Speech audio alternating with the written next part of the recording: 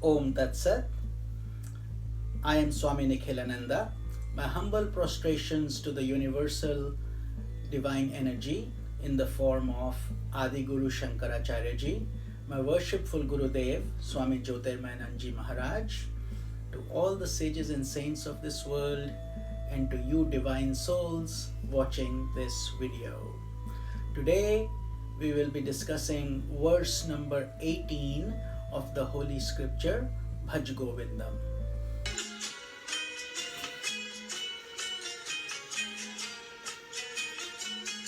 सुर मंदिर तरु मूल निवासः शय्या भूतल मजिनं वासः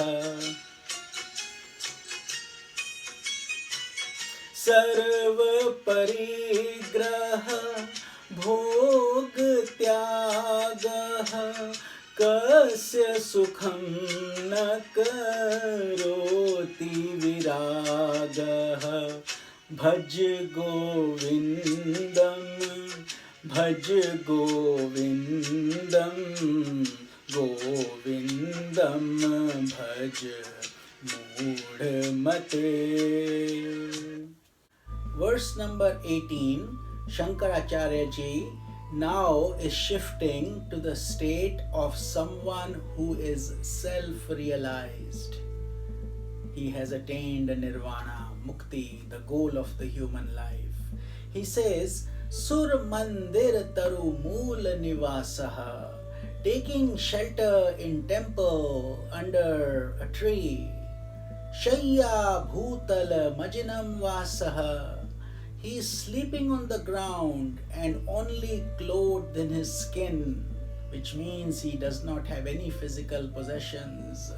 Sarva parigraha bhog tyagaha, he has renounced all the possessions and bhoga. Bhoga means sense enjoyments. He has given them up in that state of mukti or self-realization. Kasya sukham na karoti viragaha, to whom will dispassion not bring happiness? This is spoken from a very high realized viewpoint. Most worldly people will find this shloka, this verse, very hard to grapple with because we are so attached to our possessions, our things. That process is called parigraha, holding on to things. So one of the niyamas of yoga is, on the spiritual path, is to do aparigraha, which means start detaching from the objects. Why? Because when we depart, not even our own body goes with us, what to speak of these objects. So while we have the faculties of our mind, intellect, thinking, to think and focus on the key goal, which is to get self-realized and to not get stuck in the sense objects.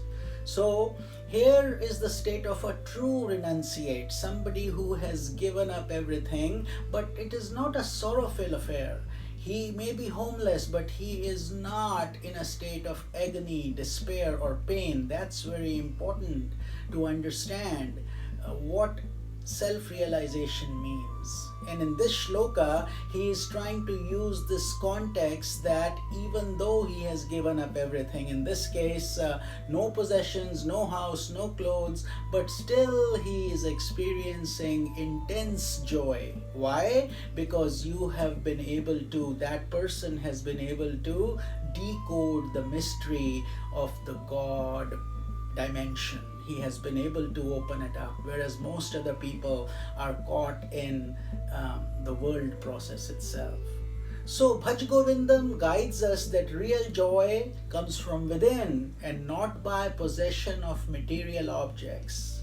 This verse, if you will remember, those who have been following these verses daily, this is the direct opposite of verse 16, where the person has nothing and yet is caught by desires.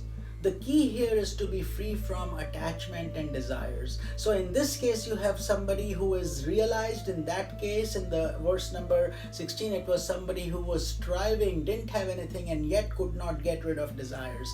Here's somebody who has been able to do that. They don't have, both of them don't have physical possessions, but one is in a state of heaven and the other is in a state of mental attachment. So a self-realized saint is totally content by just being. They just enjoy who they are. They don't have too many expectations like the worldly people do. Saints say that to be touched by such a holy person, by the shadow of such a person, itself is a huge blessing. Very, very few people actually get to that state of nirvana, moksha, self-realization, liberation, mukti, whatever name you give it. It's the same thing in the end. There are no rules or prescribed norms for self-realized people. Think of this world as the gravity pull, and think of these saints and sages who are self-realized as beyond this gravity. Although they are doing, eating, talking, walking, getting sick, just like all of us worldly people, internally they see God in everything. They have been able to realize, and that process thus is called self-realization. They can be a king or a pauper. There are no rules to self-realization. It's not dependent on external symbols. That is the focal point that we want to take from this shloka. Om Tat Sat.